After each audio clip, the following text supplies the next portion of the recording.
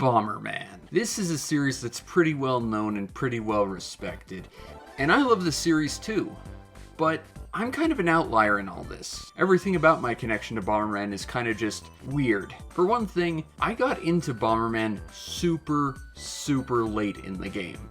My first Bomberman game was Bomberman 64. Before this, I'd never even heard of him. But also, I'm an outlier because I don't go into Bomberman for the same reasons other people do. I will always say that Bomberman on the Nintendo 64 was the golden era of Bomberman, and that's absolutely a bias of mine. But it's not a bias of nostalgia. The reason why I'm so biased towards the N64 Bomberman games is because they were structured in a way I really liked. I've always liked Bomberman on the N64 because I don't really like puzzles all that much. I prefer adventuring and exploration, and Bomberman on the N64 really hits that niche for me, you know? They were more focused on the adventure and telling a story and giving you all sorts of crazy powers to explore these environments, more so than just getting through a puzzly environment or multiplayer, which, I mean, if the past 11 years and 401 reviews I've done before this without mentioning multiplayer in any of those games hasn't told you, I don't think factors into whether or not a game is good. Multiplayer will make everything better. Most people are social creatures. I don't think that's a valuable metric by which a game is good, because even bad games can be enjoyable with more people.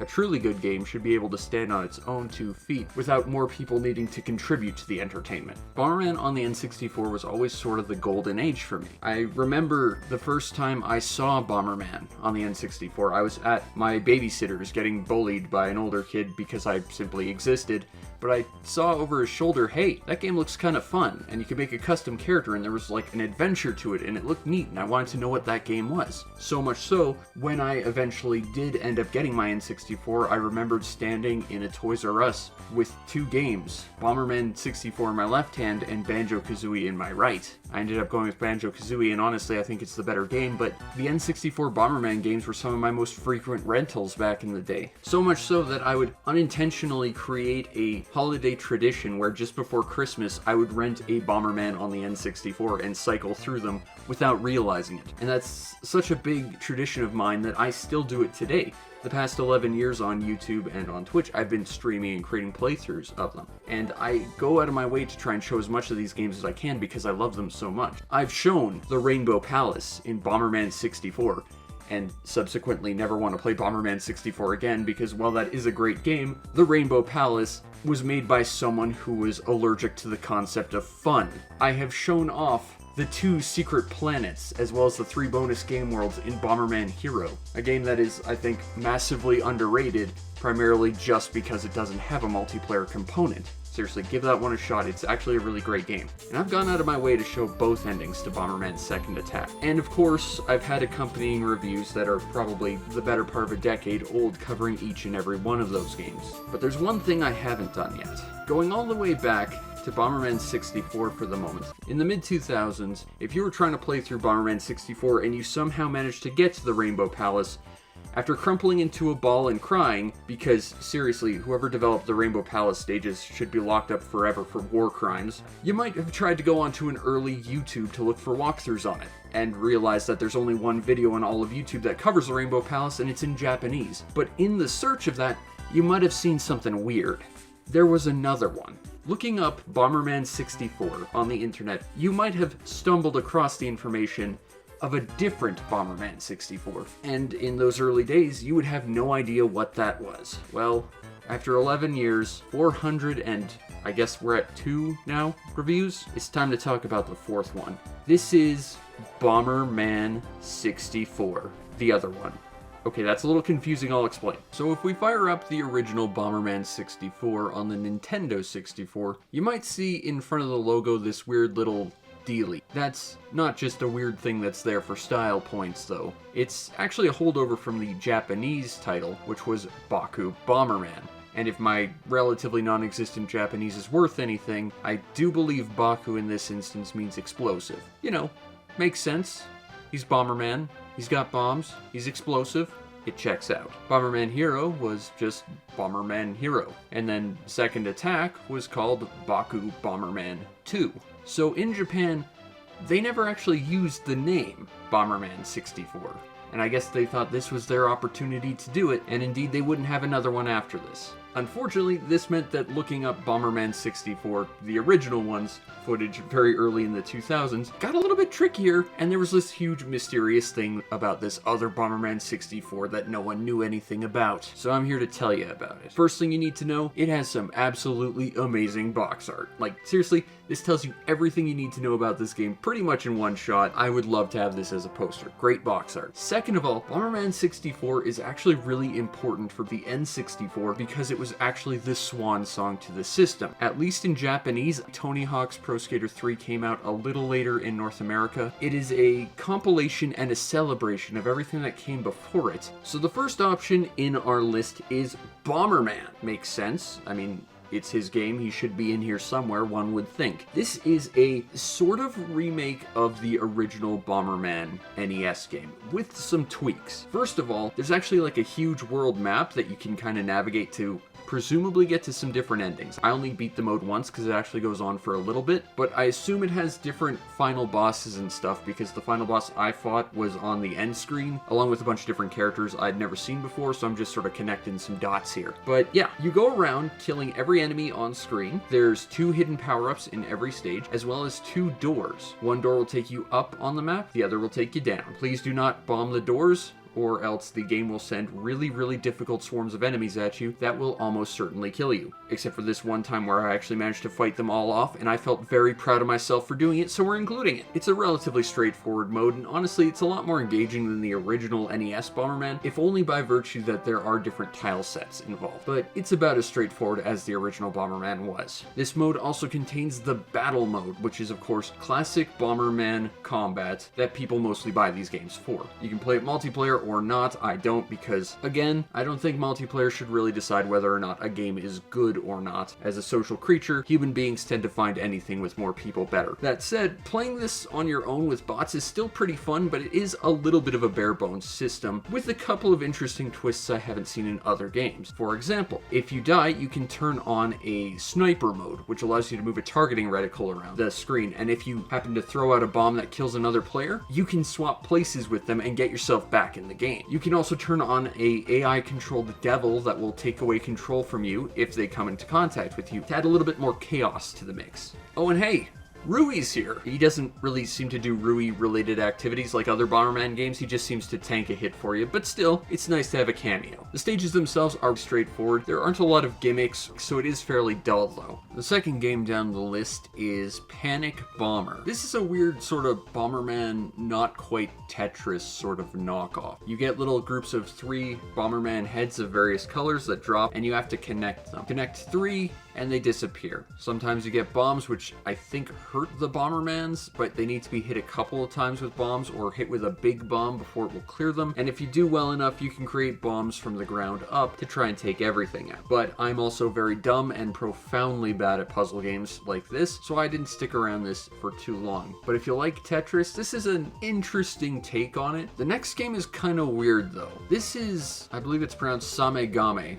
I don't think it's pronounced SameGame. This is a game that's really kind of weird for this collection though, because as far as I can tell, I can't really trace SameGame in any way back to Bomberman outside of this collection. Hey, Future Fury here. I did some extra digging around and I think I may have found a connection from SameGame to Bomberman. While there hasn't been a Bomberman specific version of SameGame up to this point, there was this weird like Hudson branded one back in 1996. It just uses various Hudson properties as the different emblems. Stuff like Momotaro and Mylon, and Bomberman's on the cover, so presumably he's unlockable in it.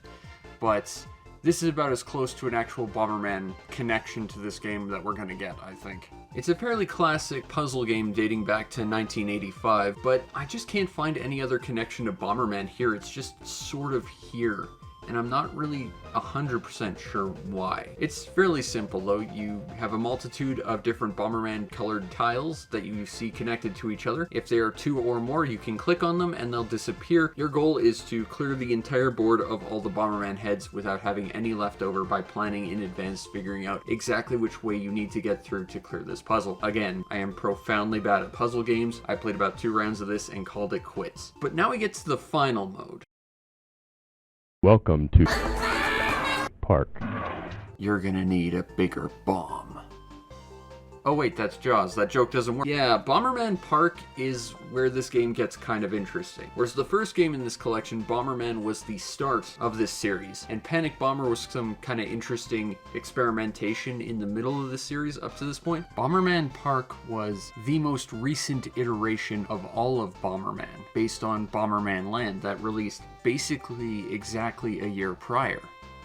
It was even made by the same people. Also, Snowboard Kids. Okay, I like those games a lot better, but still, this one is about as close to an adventure game as we're gonna get. You wander around a park, talking to people, getting a little bit of information, and mostly playing mini games. Your overarching goal is to get 30 medals to enter the main building, to see what's inside there, and thus win the game. Every single minigame in this little park has a medal associated with it, but there aren't 30 games total. 4 of the medals are given to you just by talking to set-specific NPCs. But there's also only 14 minigames in this park. Most of them have 2. Unfortunately, the one I really liked, where you get to build a Bomberman using stickers without knowing where all the parts are in relativity to one another, does not get a remake. And unfortunately, this means that you kind of know what to expect once you've played half of everything, because everything after this is the same game again, just a little harder. There's a wide variety of games here to complete, and if you get high scores in them, you get your medal. That said, this game does have a bit of a mercy rule applied. If you lose a game 10 times, they'll ask you,